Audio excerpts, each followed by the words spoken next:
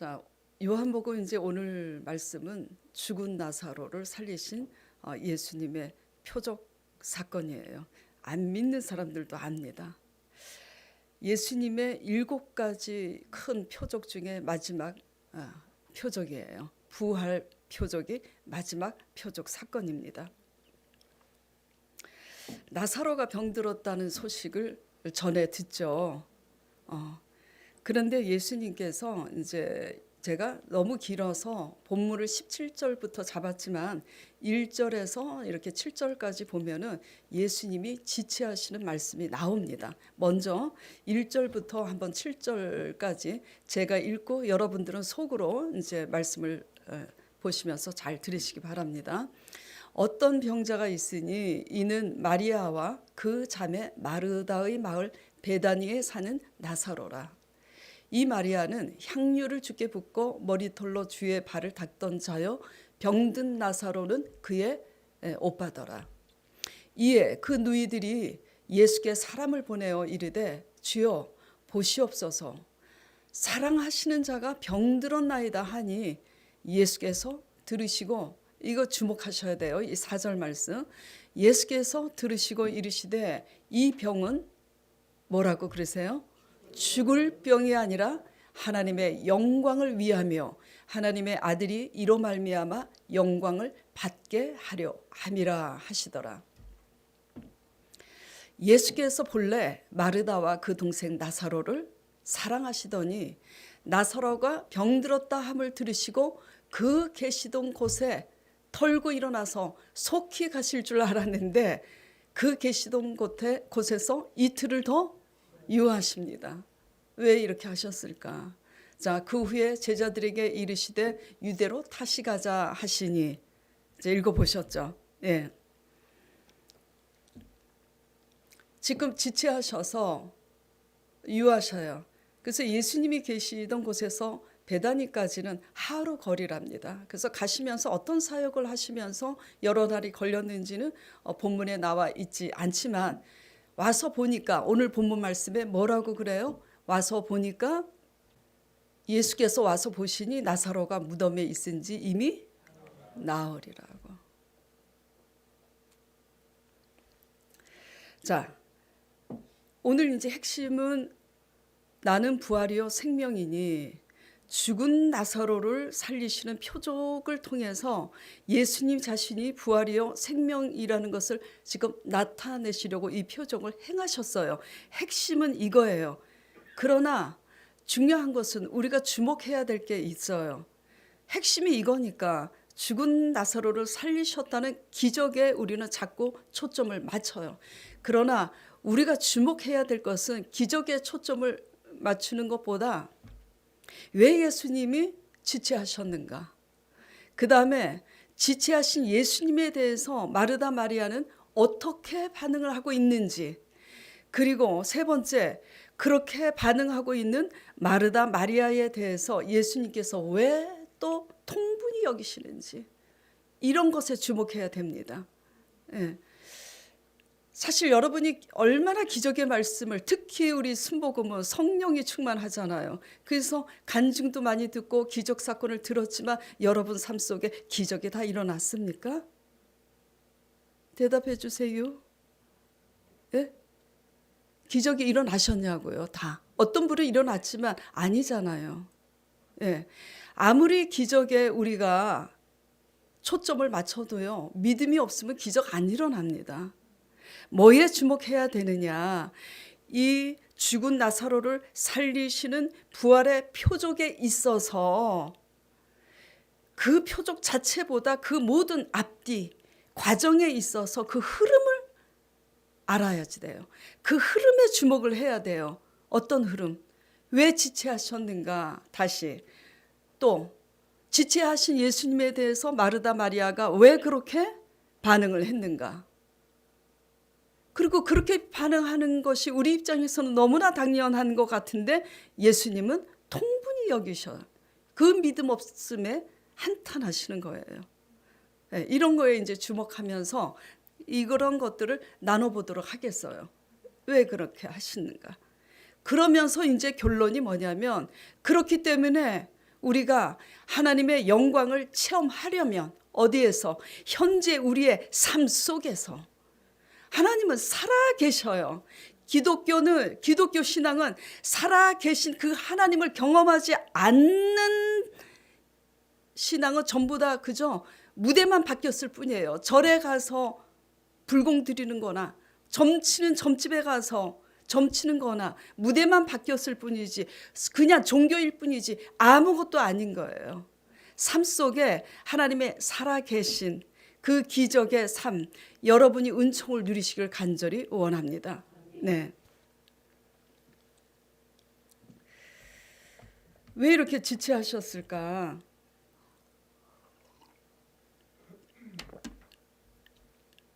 이런 것들을 이제 나누면서 그래서 지체하셨구나.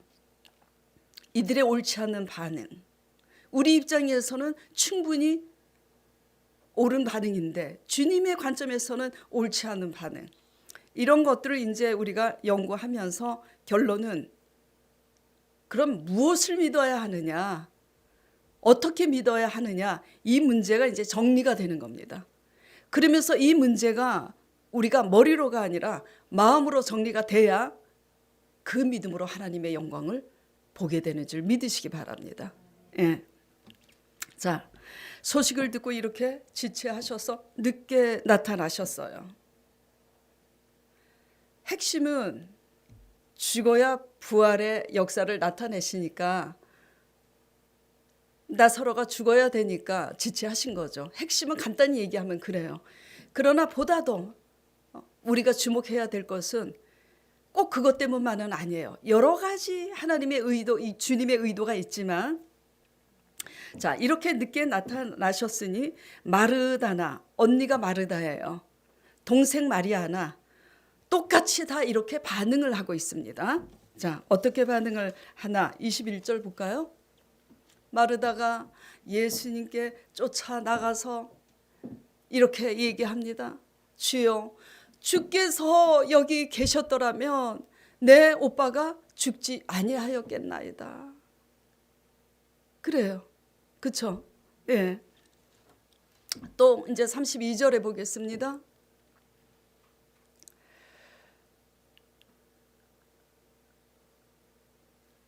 (32절에) 동생 이제 마리아가 언니 얘기를 듣고 예수님께 이제 쫓아 나와서 또 예수님을 배웠고 그 발 아래 엎드려서 이렇게 고백을 합니다. 언니하고 똑같아요. 주께서 여기 계셨더라면 내 오라버니가 죽지 아니하였겠나이다. 그래요.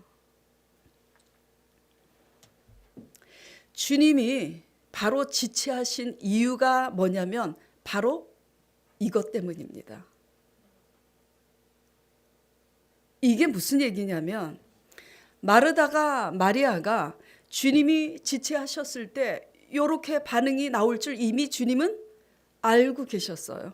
그렇기 때문에 이 반응을 이끌어내심으로 우리가 얼마나 믿음이 없는지, 너희가 얼마나 믿음이 없는지 그거를 뭐죠? 인식하게 하기 위해서. 그래서 이로써 온전한 믿음이 어떻게 믿어야 온전한 믿음인지 이거를 뭐죠? 가르치시기 위해서 그렇게 늦게 나타나신 거예요. 이해가 가시죠? 굉장히 중요한 겁니다.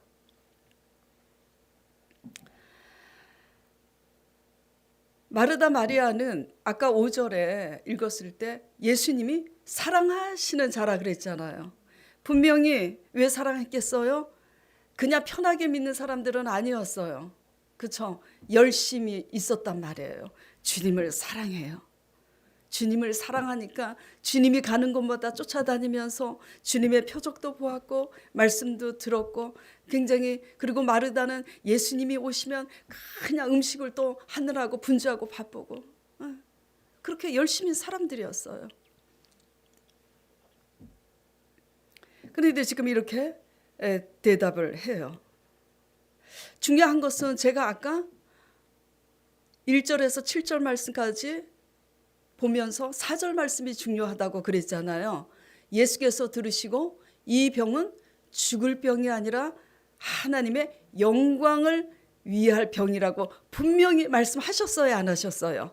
하셨어요. 이게 중요한 겁니다. 하셨어요. 자, 그런데 믿음이 없으면 이런 이제 자신의 변명과 변호가 따르기 마련이에요. 진짜 믿었는데 죽었잖아요, 현실은. 그러니까 이렇게 반응할 수 있는 거잖아요. 아니에요. 진짜 믿는 사람들은 이렇게 반응하지 않습니다. 여쭙게 돼요. 어떻게 여쭙게 되냐면, 자, 이거를 설명드리기 전에 이방인 백부장 얘기를 한번 해볼까요? 자, 이방인 백부장은 유대인이 아니에요. 그냥 예수의 소문을 듣고 믿는 사람이에요.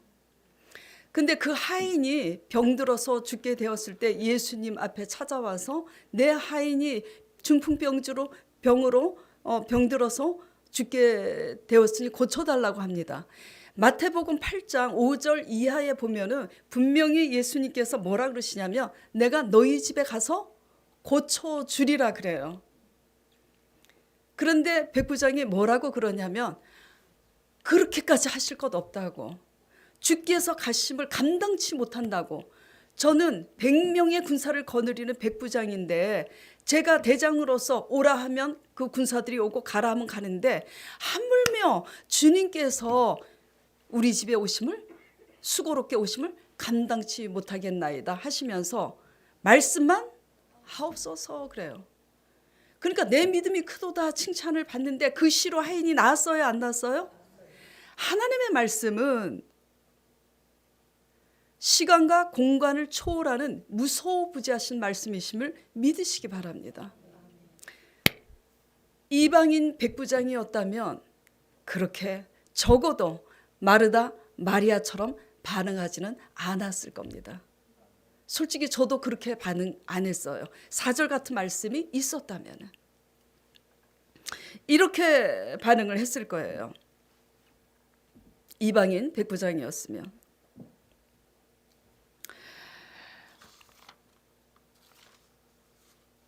주님, 죽을 병이 아니라 말씀하셨으므로 제가 믿었습니다. 그런데 죽었잖아요. 그러나 주님께서 이 병으로 하나님의 영광을 위하며 그 아들로 인하여 영광을 얻게 하려 함이라 하셨는데 어떻게 영광을 받으신다는 건지, 그리고 혹시 이 죽은 상황을 통해서 무엇을 나타내시고자 하심인지 가르쳐 주시옵소서. 이렇게 여쭙게 돼 있어요. 이해가 가시나요? 예. 믿는다면 그렇게 여쭙게 돼 있다고요. 안 믿는다면 그런 걸 여쭙지 못해요. 생각이 없으니까. 믿음으로 생각하는 사람은 상황이 거꾸로 갔을 때 질문을 하게 됩니다. 맹목적으로 기다리는 사람은 상황만 바뀌길 기다리는 거지. 인간적으로 똑똑한 거하고 영적으로 생각이 있는 사람은 천지 차이예요. 예. 제가 한솔카센터에 교회를 세우게 될 거라고 얘기했는데 저희 아들 자랑을 하는 게 아니라 우리 아들은 수리력이 뛰어나요. 천재성이 있어요. 그래서 그 무슨 시험이지? 올림피아 거기에 나가서도 그렇고 좋은 성적이 있었고 그래서 상당히 사업 머리가 있고 뛰어나요. 근데 제가 얘기를 했더니 계산이 빠르니까 엄마 그럼 거기에 땅 주인이 내놨어? 아니 지금 여전히 한솔 카센터야. 그런데 그거는 상관이 없어. 때가 되면 하나님이 하시는 거야. 내가 할 게 뭐니? 그분이 하신다는 거를 내가 믿음으로 알게 되었는데 말씀하셨어? 아니 말씀 안 하셨어. 그럼 어떻게 알아? 바람이 어디로 부는지 그래서 어디로 가는지 넌 아니? 모르지. 그러나 바람을 맞는 사람은 알아요 몰라요? 알고 느끼는 것처럼 4차원의 영적 세계는 그런 거란다. 그러니까 아무 말을 안 해요. 네.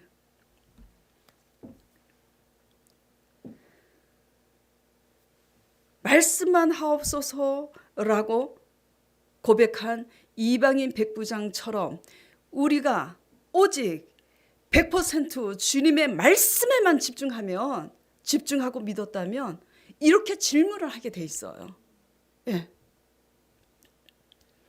근데 마르다 마리아는 주님을 사랑하고 주님에 대한 열심은 있었지만 말씀에 집중하지 못했기 때문에 주님이 여기 계셨더라면 내 오라비가 죽지 않았을 것입니다 라고 고백을 하는 겁니다.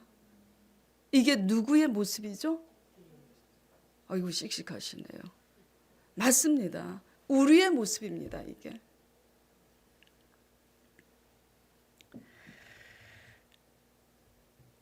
그러나 22절에 그런데 이제 이 중요한 게 뭐냐면 이 문제가 지금 이렇게 반응을 하잖아요. 마르다 마리아가 이렇게 오직 말씀에만 집중하는 믿음으로 이 문제가 해결이 되지 않으면 심각한 문제가 뭐냐면 계속 주님이 말씀하셔도 계속 봉창 두드리는 소리를 할 수밖에 없다라는 거예요. 계속 이어질 수밖에 없어요. 예. 지금 마르다 마리아는 이 벌어진 현실 때문에 예수님께서 이 문제로 영광을 받으실 거라고 죽을 병이 아니라고 한 것에 대해서 지금 까마득히 잊어버리고 있는 겁니다. 예. 자, 22절에 마르다가 멋지게 이렇게 멋있어요. 이렇게 고백합니다. 그러나 나는 이제라도 주께서 무엇이든지 하나님께 구하시는 것을 하나님이 주실 줄을 아나이다. 그래요. 제법 믿는 것 같잖아요. 그래서 예수님께 이렇게 말씀하십니다. 예수께서 이르시되 내 오라비가 다시 살리라. 그러니까 24절에 마리아가 이럽니다. 마지막 날 부활 때는 다시 살아날 줄을 내가 아나이다. 지금 이거 봉창 두드리는 소리예요, 아니에요? 예. 주님은 언제 살아날 거라고 얘기하는 거예요?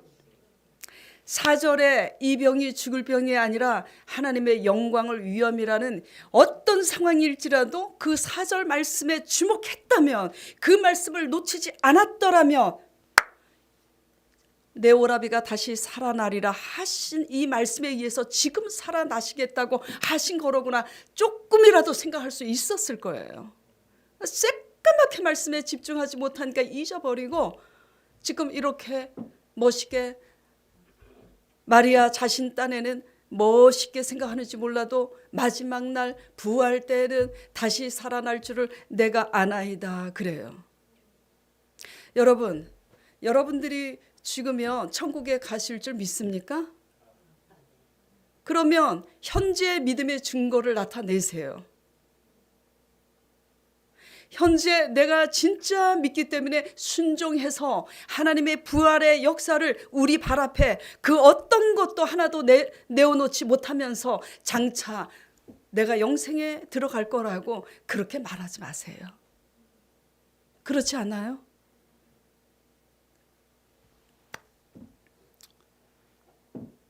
근데 예수님이 짓궂게 왜 이렇게 내 오라비가 다시 살아나리라 하실 때 딱 단어 하나만 더 집어넣으시지. 내 오라비가 지금 다시 살아나리라 이렇게 하셨으면 됐을 텐데, 그쵸? 근데 저라도 그렇게 안 했을 거예요. 왜? 4절 말씀에 믿음으로 집중을 하고 있는지 안 하고 있는지 테스트하기 위해서라도 저라도 그렇게 말하지 않았을 거예요. 왜? 지금 믿는지, 장차 자꾸 믿음을 미루고 있는지 이것을 테스트하기 위해서 지금이라는 자는 빼야지 돼요. 그래요, 안 그래요? 예. 여러분 어떻게 믿고 계세요? 예.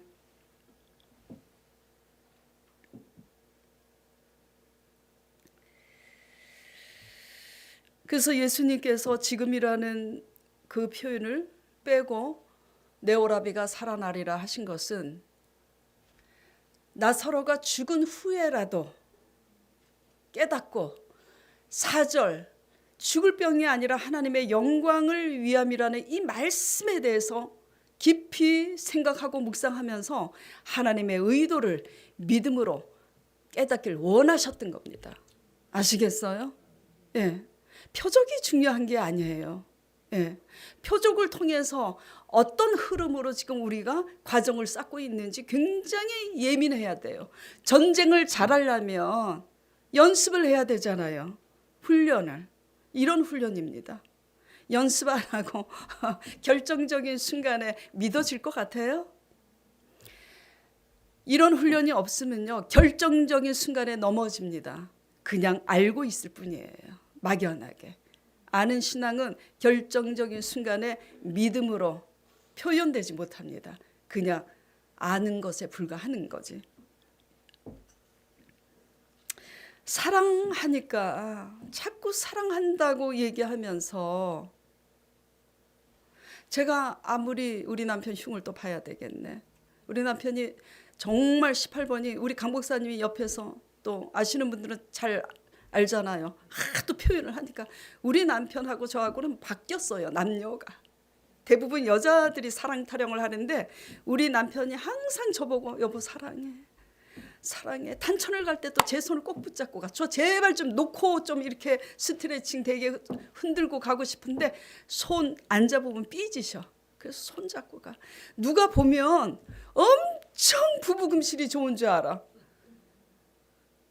눈에 보이는 게 다가 아닙니다. 예, 그 우리 남편은 좋다고 그렇게 하는데 저는 이게 죄송합니다 아버지. 저는 곤혹스러워요. 그런데 맨날 왜 이 얘기를 하냐면 매일 저를 사랑한대요. 그런데 사랑하는데 배려가 없어요. 제가 무엇을 원하는지, 제가 무엇을 말하는지 귀담아 듣지 않습니다. 날마다 도박, 동양화, 서양화 그리시느라고 바쁘고 주식하느라고 바빠요. 들어와서 날마다 똑같이 죄송합니다. 그냥 그래요. 지켜보고 바라보니까 그냥 날마다 죄송합니다. 그래요. 그게 죄송한 거예요? 아닙니다. 어떻게 하는 거예요? 내일도 또 그럴 테니까 또 봐주세요. 그러는 거지 그 죄송합니다는. 그런데 하나님이 나를 훈련하시는 하나님의 의도와 섭리를 아니까 바가지 안 긁습니다. 제가 무슨 얘기를 하려고 이 얘기를 말씀드리는가 하면 매일 사랑한다고 하면서 상대방에 대한 배려는 하나도 없고 그 말에 귀를 기울이지 않는 그 사랑은 참 답답한 일이에요. 그리고 답답한 것뿐만 아니라 참으로 곤혹스러운 일입니다. 우리가 주님을 사랑해서 하나님에 대한 열심이 적어도 있다면 무엇에 집중하셔야지 돼요? 예? 예수님께 집중해야 돼요? 무엇에 집중해야 되냐고요? 말씀에. 내가 뭘 설교를 잘못하고 있나요? 씩씩하게 대답하시기 바랍니다. 무엇에 집중해야지 되죠? 말씀에 집중하시기 바랍니다. 말씀에. 예, 말씀에 집중하지 못하니까 상황에 흔들려서 내 생각으로 두려워하고 염려하고 떨어져 나가는 겁니다.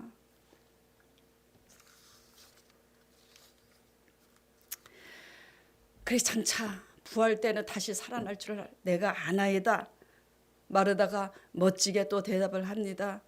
예수님 나 같으면 아유 속 터져 그랬을 텐데 예수님은 저와 같지 않으시니까 신사세요. 거룩하십니다. 그래서 예수님은 여전히 신실하시게 25절 26절에 이렇게 또 말씀하십니다. 예수께서 이르시되 나는 부활이요 생명이니 나를 믿는 자는 죽어도 살겠고 무릇 살아서 나를 믿는 자는 영원히 죽지 아니하리니. 이게 무슨 얘기냐면요. 알면 쉽고 모르면 어려워요. 어떻게 살아서 믿는 자는 영원히 죽지 않는다는 얘기지? 우리가 살아서 믿으면 죽지 않는다는 얘기인가? 그런 얘기가 아니라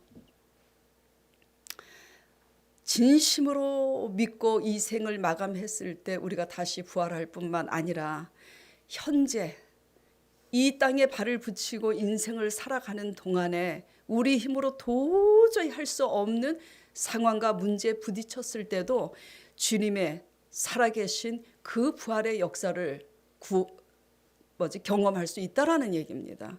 그러니까 현재도 구원의 역사를 경험하는 자라야 장차 우리가 눈 감고 이 생을 마감했을 때 영생에 들어가게 된다는 그런 원리예요. 내가 현재 믿음의 증거를 반응하지 못하고 나타내지 못하면서 영생을 어떻게 들어가겠어요. 그래서 이 기간에 이 광야 같은 이 광야 땅에 가나안 천국에 들어가기 위해서는 이 험난한 인생 광야에서 우리는 믿음으로 반응할 수 있어야지 돼요. 여호수아 갈렙처럼.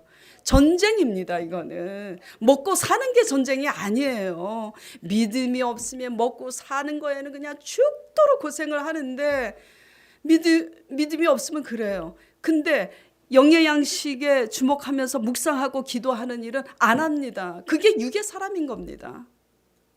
예. 자, 제가 이제 25절, 26절 이거를 말씀을 드렸어요. 이렇게 말씀하시면서 26절에 이것을 너가 믿느냐 그래요. 그 이제 마르다가 또 뭐라고 얘기하는지 볼게요. 27절에 이르시되 주여 그러하외다. 주는 그리스도시요 세상에 오시는 하나님의 아들이신 줄 내가 믿나이다. 또 믿는데요. 정말 믿나? 볼까요? 예. 예수님께서 뭐라 그래요? 돌을 굴려 놓으라고.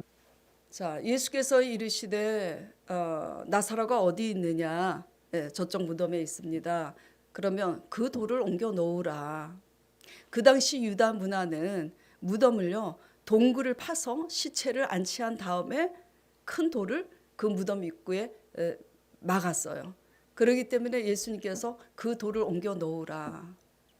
그러니까 분명히 멋있게 신앙 고백을 한 것 같은 마르다가 뭐라고 얘기를 합니까? 39절에 주여, 같이 읽겠습니다. 주여, 죽은 지가 나흘이 되매 벌써 냄새가 나나이다. 자, 지금 계속 mid나이다. 나중에 장차 부활 때 살아날 줄 mid나이다. 주는 그리스도요 하나님의 아들인 줄 믿나이다. 계속 믿나이다. 그런데 지금 뭐가 지금 안 맞고 있는 거죠. 예. 지금 안 맞아요. 계속 봉창 두드리는 소리를 하고 있는 겁니다.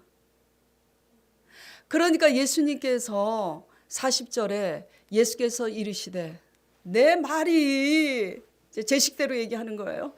내 말이 너가 믿으면 하나님의 영광을 보리라고 내가 계속 말하지 아니하였느냐. 지금 이 얘기입니다. 예. 그렇게 하시면서 명령을 하세요. 돌을 옮겨 놓으라고. 여러 말 말고. 이건 제 표현이에요. 예. 그래서 옮겨 놓고 나사로야 나오라 하니 세상에 3배로 수족이 동인 채로 나사로가 벌떡 일어나니 사람들에게 예수님이 그 배를 수족을 벤 그 3배를 풀어놔 다니게 하라. 나사로가 살아났어요? 안 살아났어요? 믿으세요? 대답을 시식하게 못하는 이유를 제가 다 알지요. 대답했다가는 현실적인 문제의 믿음으로 그러면서 왜 반응을 못했냐고 제가 이제 또 따지니까. 믿으세요? 아멘. 안 따질게요. 믿으세요? 네. 저나 여러분 현재나 미래나 부활이요 생명이신 예수 그리스도를 굳세게 믿으시길 축원드립니다. 예. 33절에 보면은 이런 말씀이 나와요. 예수께서 그가 우는 것과 또 함께 온 유대인들이 우는 것을 보시고 심령의 비통이, 구성경에는 통분히 여기시고, 통분이는 뭐냐? 원통하게 여기신다 이거예요. 그리고 35절에 예수님께서 눈물을 흘리시더라. 생명의 삶 뒤에 그 해설은 잘못된 거예요. 예. 가끔 가다가 이제 목회하시는 분들이 이렇게 해설을 해 두는데 실수하시는 분들이 있어. 잘못된 겁니다. 지금 제가 이제 드리는 말씀은 뭐냐면 믿음이 없는 유대 사람들은 왜 우는 거죠? 나사로가 죽었기 때문에. 상황 때문에 울고 있고 예수님은 왜 우시는 거죠? 그들이 믿음이 없으니까 답답해서 우시는 겁니다. 왜? 그동안 가나의 혼인잔치에서 물이 변하여 포도주가 되는 것뿐만 아니라 문둥병자가 고침받는 것뿐만 아니라 나면서부터 소경인 자 주님의 표정을 그렇게 수없이 보고 말씀을 들었잖아요. 그런데 지금 이렇게 반응하고 있는 겁니다. 말씀하셨음에도 불구하고. 그러니까 예수님께서 눈물을 흘리시는 거예요. 자, 그러면 이제 왜 지체하셨는지, 마르다 마리아의 이 같은 반응을 알고 이끌어내시기 위해서, 그래서 온전한 믿음으로 키우기 위해서, 그래서 이렇게 불신앙으로 표적과 가르침을 받았음에도 불구하고 불신앙으로 반응하는 마르다 마리아에 대해서 아주 통분히 여기시잖아요. 이런 것들을 지금 주목하면서 나눴는데, 이것을 나누면서 이게 바로 우리의 모습이라는 걸 전부 다 시인하셨잖아요. 예. 그럼 어떻게 믿어야 되느냐? 그러니까 어떻게 믿어야 되냐? 오직 말씀인 거예요. 상황 바라보지 말고. 예. 자, 근데 이것을 제가 결론을 이제 정리해서 말씀드리기 전, 이게 이제 우리 모습인데, 그러면 구체적으로 현실적으로, 자, 우리 교인들의 삶에 있어서 요새 벌어진 사건을 가지고 한번 얘기를 해봅시다. 이 마르다 마리아의 사건이 우리의 삶 속에 현 주소에 있어서 과연 어떤 것과 똑같은 건지. 자, 제가 2월 2일에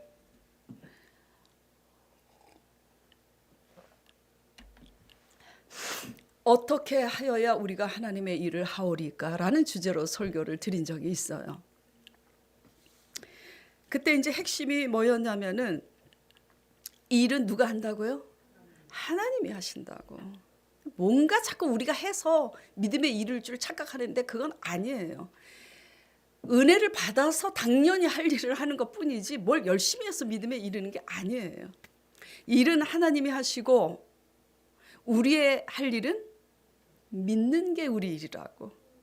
어찌하여야 우리가 하나님의 일을 하오리까 물으니까, 하나님이 보내시는 자를 믿는 것이 하나님의 일이라고. 우리가 할 건 아무것도 없어요. 그냥 믿기나 잘하면 돼요. 근데 믿으면, 진짜 믿으면 믿음으로 반응하게 되고 순종하게 되는 겁니다. 진짜 믿지 못하니까 선포가 없는 거고, 진짜 믿지 못하니까 순종을 못할 뿐이지. 그래서 제가 그거를 이제 설교를 이렇게 해요. 그래서 우리 일은 믿는 게 일이고, 그렇기 때문에 믿고 순종할 때 일은 하나님이 하신다고 그랬을 때, 또 조영숙 집사님 얘기입니다. 예, 지금 교회가 이제 작으니까 그러지, 교회가 커서도 조 집사님 이제 간증이 자꾸 나면 유튜브에 듣는 사람들이 우리 소망 분당 구미동 우리 소망 교회 저기 조영숙 집사님, 진미순 집사님은 나중에 모르는 사람이 없을 것 같아. 자, 조영숙 집사님이 그 다음날 새벽 기도 때 이제 만났어요. 그랬더니, 목사님 눈이 막 광채가 나. 목사님, 그래서 제가 눈치채고 뭐 좋은 일이 있는가 보구나. 왜? 그랬더니, 어제 목사님이 이렇게 설교하셨을 때 제가, 그래, 우리가 믿고 순종하면 일은 하나님이 하시지. 그래서 제가 크게 아멘 했습니다. 그러더라고. 그래, 그런 것 같아. 누군가 그때 씩씩하게 크게 속 시원하게 아멘 했었는데 그게 조 집사구만. 내가 그랬어요. 그랬더니 그렇대. 근데 그 순간 희한한 일이 있었어요. 그래요. 무슨 일인데. 그런데 갑자기 조 집사님이 지금 사모님 자리 앞에 앉고, 앞자리가 그날 비어 있었나 잘 모르겠는데 예수님이 갑자기 나타나셔서 조 집사님 앞에 앉으시더래요. 그러더니 탁 뒤돌아서셔서 조 집사님을 보시면서 딱 물으시더래. 내가 이 일을 할 줄 믿느냐? 그러셔서 아멘 그랬다는 거예요. 조금 전에 우리 아들 얘기를 하는 것처럼, 야, 이거 진짜 어떻게 예수님이 진짜 나타나셨나 그날? 우리는 내 눈에 안 보였는데, 그러면 아직 믿음이 없는 겁니다. 바람이 어디로부터 와서 어디로 가는지 알지 못하지만 바람을 맞는 사람은 아는 거예요. 그날 그런 사건이 있었대요. 그래서 제가 물어봤어요. 그래? 야, 좋겠다. 자, 그러면 현실적으로 무엇을 믿는데? 그게 그렇잖아요. 내가 이 일을 할 줄 믿느냐라고 질문하셨을 때는 뭔가 믿는 게 있었잖아요. 그래서 무엇을 믿느냐고 물어봤어요. 목사님이 아시다시피 제가 300명 전도를 하겠다고 서원했잖아요. 그런데 해보니까 장난이 아니에요. 기도가 없이는 될 수가 없고, 그래서 매우 힘든 일이로구나 현실에 부딪혀서 깨달으면서 일단 먼저 그동안 내가 찾아보고 정성을 들이고 기도했던 사람들이나 일단 앉혀놓자 해가지고, 호준이, 남편 이름이 호진 씨인데 호진이 말고 호준이 총각, 호준이 전번에 몇 번 나왔었잖아요. 그 호준이, 그리고 동영이, 또 잘생긴 동영이가 하나 있어요. 동영이 총각, 그리고 세탁소 부부. 다음 주에 심희애 씨를 만나기로 했다며. 그래서 그 부부를 항상 이제 기도했는데 주일 예배 드리러 올 때마다 주님께 그렇게 고백하고 앉았대요. 주님, 호준이, 동영이, 심희애 씨 부부가 여기 와서 예배당에 지금 여기 앉아있고, 동영이는 저기 앉아있고, 심희애 씨 부부는 여기 앉아있고, 제가 그 믿음의 실상을 바라봅니다. 믿습니다. 이러면서 앉아서 예배를 드렸다는 거예요.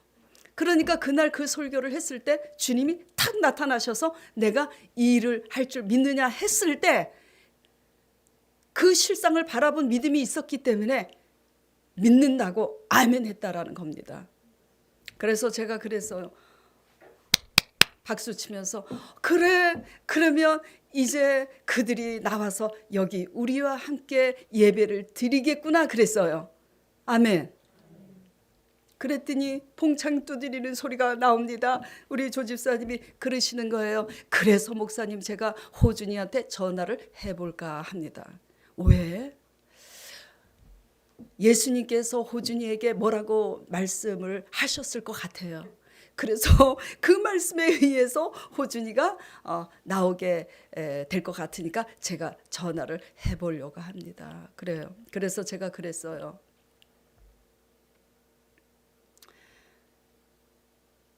조 집사님 믿음 때문에 호준이가 나오는 거지. 믿음이 없는 호준이는 주님이 말씀하셔도 못 알아들을 수 있는데, 우리가 믿으면 그 믿음에 의해서 하나님께서 바람같이 역사하셔도 그 마음이 움직여서 나오게 되는 거지. 그런 거는 정탐이야. 제가 그랬어요. 그랬더니 우리 조 집사님 눈이 갑자기 아름답게 커지면서 눈물이 그렁그렁 맺히면서 눈물을 안 흘리려고 눈을 껌뻑껌뻑 거려요. 그래서 제가 마음이 아프고 가엾어서 제가 조 집사님께 그랬어요. 그런데 괜찮아. 왜? 아무것도 하지 않는 자에게는 주님이 내가 이 일을 할 줄 믿느냐라는 질문조차 하지 않아. 그리고 중요한 지금 현실을 인식해야 되는 것은, 너가 믿었더라면 내가 이 일을 할 줄 믿느냐라고 묻지는 않으셨을 거야. 그럼에도 불구하고 그 질문을 하신 이유는 우리의 믿음이 온전치 못함을 이끌어내심으로, 내 믿음의 현 주소가 불완전한 현 주소구나, 이거를 깨닫게 하시기 위해서, 결국은 이 과정을 통해서 하고자 하는 너를 도와서 온전한 믿음으로 하게 하실 것이니 아무것도 염려하지 말라고. 안 돼도 괜찮아. 하고 지금 있잖아. 제가 그렇게 위로를 했어요. 그러면서 제가 자세하게 이제 설명을 했습니다. 그날. 자, 지금 오늘 백복수 모매님도 안 나오셨어요. 예, 백복수 모매님이 이제 안 빠지시는데, 백복수 모매님 전도할 때 내가 이런 사람을 전도하는데 안 된다고 속상해해요. 그래, 장애인인데 믿음이 있으니까 성한 사람보다 더 열심히야. 그래서 제가 하나님께 안타까워서 이렇게 기도하고 설교 준비를 이렇게 했어요. 조 집사님을 축복하여 주시옵소서. 믿음이 확 와. 어떤 믿음이 확 오냐면, 백복수 모매님이 나오겠구나라는 믿음이 와요. 그래서 제가 조 집사님에게 전화를 했습니다.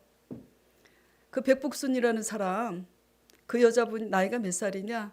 그 여자 나올 거야. 그러니까 걱정하지 말고 다시 전해라.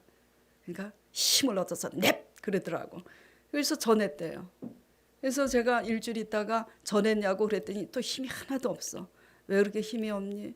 제가 전했더니요, 백복순 그 여자가 단호하게 다시는 전하지 말라고, 교회 안 갈 거니까 그렇게 거절했어요. 그래서 안 나온대요. 그래서 제가 그랬어요. 그건 그 사람이지. 그건 그 사람의 소리지. 확신을 주신 이가 누구라고요? 나에게? 담임 목사님에게 확신을 주신 이가 누구라고요? 하나님. 하나님이 확신을 주셨다라는 그 핵심을, 그걸 잊지 않고 붙잡고 있으면 안 하겠다고 한 그 사람의 입술을 다시 부활시켜서 가겠다라고 바뀌게 하실 거니까 걱정하지 말고 다시 한번 전해라 그랬어요. 그러니 그렇게 다시는 말 꺼내지 말라고 단호하게 했던 그 사람한테 또 전하려니 죽을 맛이에요, 아니에요? 죽을 맛이지. 근데 말을 안 들으면 제가 좀 세잖아요. 막 뭐라 그러잖아요. 그러니까 또 전했습니다 하시면서 또 전했어요. 그랬더니 어떻게 됐어요? 그랬더니 나오신 거잖아요. 그래서 지금 계속 나오고 계시잖아요. 그분이 지금 초신자지만 믿음이 얼마나 잘하는지 몰라요. 11조 생활하고 11조보다 더 중요한 거 맨날 강조하시면서 은근히 또 11조 얘기하시네. 이럴 줄 모르지만은 11조 강조 안 하고 믿음이 얼마나 중요한지 얘기했는데, 그분한테 11조, 초신자들한테는 헌금 많이 이런 걱정하지 말라고 내가 누누이 얘기했는데도 스스로 11조를 하고 기도한다는 거는 믿음이 자랐다는 지금 얘기를 하고 있는 겁니다. 예. 자, 그리고 이미 제가 설교 때 간증했으니까 아시겠지만, 자, 장애인 수급비. 조영수 집사님이 장애인이잖아요. 근데 장애인 수급비를 받을 수 있는데 형제들이 이 명의를 도용해가지고 카드를 쓰고 있으니까 너네들 이렇게 수입이 만만치 않게 있는데, 그래서 지금 수급비가 안 나오잖아요. 그럼 얼마나 속상해요? 그래서 제가 염려하지 말고 왜 속상해하냐. 이 모든 사정을 누가 다 알아요? 어떻게 보면 억울하잖아. 이 억울한 사정을 누가 다 아냐고요. 한나가 분인나 때문에 속 터지고 이 억울한 사정을 누가 알아요? 하나님이. 제가 하나님께 기도해라 그랬어. 왜 기도 안 하냐? 기도할 수 있는데 왜 염려하십니까? 참 강 목사님처럼 찬송자라면 이럴 때 쫙 한 곡 뽑으면서 하는 건데. 예. 그래서 작정 기도를 했어요. 그랬더니 우리 강 목사님 수요 예배 드릴 때 우리 조 집사님이 믿음이 왔대요. 목사님 왜? 또 눈이 반짝반짝해. 저 확신이 왔어요. 무슨 확신? 수급비에 대해서 작정 기도 끝나고 오늘 예배 드리는데 해 주시겠구나라는 확신이 바람처럼 왔대요. 그래? 그러면 대박. 그러면 동사무소 가야지. 가서 신청하거라 그랬어요. 네. 그래갖고 신청을 했어요. 됐어요, 안 됐어요? 안 됐어요. 일주일 있다 왔는데 풀이 팍 죽어서 들어와요. 어떻게 동사무소 잘 갔다 왔니? 네. 근데 왜 이렇게 힘이 없니? 안 된대요. 그래서 안 된다고. 그래서 안 된다는데 확신을 너에게 주신 이가 누구니? 또 질문을 했어요. 누가 확신을 주셨어요? 누가? 하나님이. 백복순 부모님이 안 간다고 했어도 그냥 사람의 소리예요. 동사무소 그 담당 직원이 안 된다고 했어도 사람의 소리예요. 사람 위에 주도하셔서 주관하셔서 사람을 움직이는 게 누구라고 제가 맨날 말씀을 드리고 있습니까? 하나님. 그 확신을 주시니까 하나님이시면 그 확신만 바라보라고. 그 확신이 곧 말씀이고 하나님의 임재니까 그것만 실상으로 바라본다면 될 거다. 다시 가라 그랬어요. 자, 다시 가라고 한 말이 쉽습니까? 어렵습니까? 어려워요. 왜냐하면 안 되면 누구 망신이에요? 아니지. 오진이 망신이지. 제가 가라고 그랬는데 안 되면 담임 목사 망신 아니에요. 하나님 망신은 두 번째라고. 네, 제 체면이 뭐가 됩니까? 그런데 제가 왜 그렇게 담대하게 말할 수 있었느냐? 제 인격이 훌륭해서요? 아니요 해도 곤란한 거야. 자, 제 인격이 훌륭해서요? 내라고 좀 대답해 주시면 안 되나요? 제 인격이 훌륭해서가 아니라 그렇게 확신을 주신 이가 하나님이라는 거에 집중하고 있기 때문에 담대할 수 있는 겁니다. 자, 그래서 다시 갔어요. 됐어요, 안 됐어요? 됐어요. 할렐루야. 이럴 때 이제 박수가 나와야 되는 거야. 뭐 액수가 뭐 얼마나 커야 뭐 이게 기적이고 그런 문제가 아닌 거예요. 그래서 제가 또 간증을 해야 되니까 또 믿음이 없는 사람은 수급비가 얼마래. 또 이게 또 중요하니까. 아이고 진짜 믿음이 없으면 그래요. 믿음이 있으면 액수가 중요한 게 아닌데 믿음이 없으면 액수도 중요해. 그래서 제가 볼펜을 가지고 얼마가 나오니, 그리고 뭐가 면제되니, 자동차세요, 뭐요, 병원비, 그리고 쌀도 나오고 뭐 종량제 봉투도 다 나오고, 그래 많이 나오면 나도 좀 다오. 공짜는 좋은 거니까 이제 그러면서 다 적어봤어요. 병원비가 거의 제로잖아요. 500원, 200원 이렇게 나와. 그래서 계산을 해보니까 아동수당비 뭐 이렇게 해갖고 나오니까 최저 120만 원에서 150만 원 사이더라고요. 할렐루야. 우리가 하나님의 약속의 말씀을 믿고요, 엎드려서 기도했을 때 임하신 그 확신을 믿음으로 붙잡고 실상으로 바라보면 일은 누가 한다고요? 하나님이 하시는 거예요. 자, 이렇게 조 집사님 얘기를 했습니다. 조 집사님이 하나님을 사랑해요, 안 사랑해요? 사랑해요. 그런데 연약해서 마르다 마리아처럼 결정적인 순간에 그렇게 반응을 하는 게 우리의 모습입니다. 저는 왜 그렇게 담대하게 할 수 있느냐, 그러니까 또 담임 목사로 선 거잖아요. 그래요, 안 그래요? 예. 왜 그러냐, 저와 여러분의 차이는, 저는 아버지께서 주신 확신과 그 말씀만 딱 붙잡아요. 어떤 상황이든지 언제든지. 무슨 얘기인지 아시겠어요? 자, 그래서 그러면 무엇을 믿어야 하느냐, 제가 설명을 일일이 안 드려도 아시겠잖아요. 주님이 여기 계셨더라면 내 오라비가 죽지 아니하였겠나이다. 우리 문제가 해결 안 되는 것은, 내가 이렇게까지 봉사하고 헌금도 드렸는데 하나님이 나와 함께 하시지 않으니 내 지금 사정이 이 모양 이 꼴이지, 이렇게 실족할 수 있어요. 하나님은 변함없이 우리와 함께 하십니다. 단 우리가 하나님과 함께 하는 것을 배워야 되는데, 말씀을 어느 상황이든지 꼭 붙들고 놓치지 않는 게 하나님과 함께 하는 거예요. 근데 그것은 함께 하지 않으면서 주님이 여기 계셨더라면, 하나님의 임재가 있었다면, 하나님께서 뭔가 역사를 했다면 내 문제가 풀렸을 텐데, 막연하게 기다리니까, 생각 없이 막연하게 언제 이렇게 하면서 기다리니까 안 되는 거잖아요. 네. 어떻게 믿어야 하는가?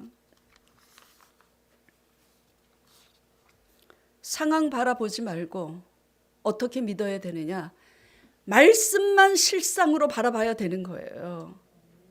우리는 뭘 실상으로 바라봐요? 벌어진 상황만 실상으로 바라보잖아요. 동사무소 직원이 안 된다고 하니까 그게 실상이야. 믿는 자의 실상은 그게 실상이 아닌 거예요. 말씀이 있는 이상은. 죽을 병이 아니라고 했으면 죽어도 살아나는 겁니다. 아버지 말씀만 실상인 거예요. 무엇을 믿어야 하느냐? 말씀만 믿어야지 돼요. 사람도 믿을 게 못 돼요. 이 오진이도 언제 이상해질지 몰라요. 아주 눈여겨서 잘 보세요. 저 뒤에 계신 강 목사님도 마찬가지고요. 나 혼자 죽을 수는 없잖아. 네. 사람은요, 언제 어떻게 변할지 몰라요. 그냥 용서하고 사랑할 대상이지. 여러분이 의지하는 환경 어떻게 변할지 몰라요. 예측할 수가 없는 게 인생입니다. 우리가 오직 변함없이 의지해야 할 대상은 예수 그리스도인데, 예수 그리스도 입에서 나오는 말씀인 거예요. 그럼 어떻게 믿어야 되느냐? 문제를 바라보는 실상에 함몰되지 마세요. 마귀는 그걸 노리고 아이고 상황 바라보고 또 빠졌네. 잘했죠. 잘했군. 그래요. 하나님을 기쁘게 하려면 뭘 실상으로 바라보라고요?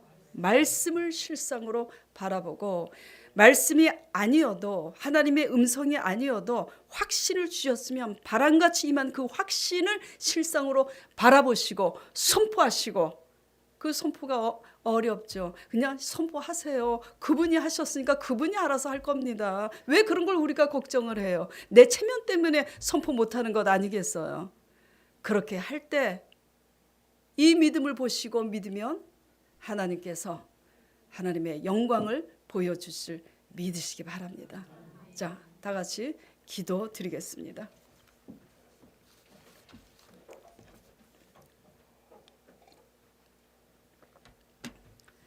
하나님 아버지, 너가 믿으면 하나님의 영광을 보리라 하지 아니하였느냐.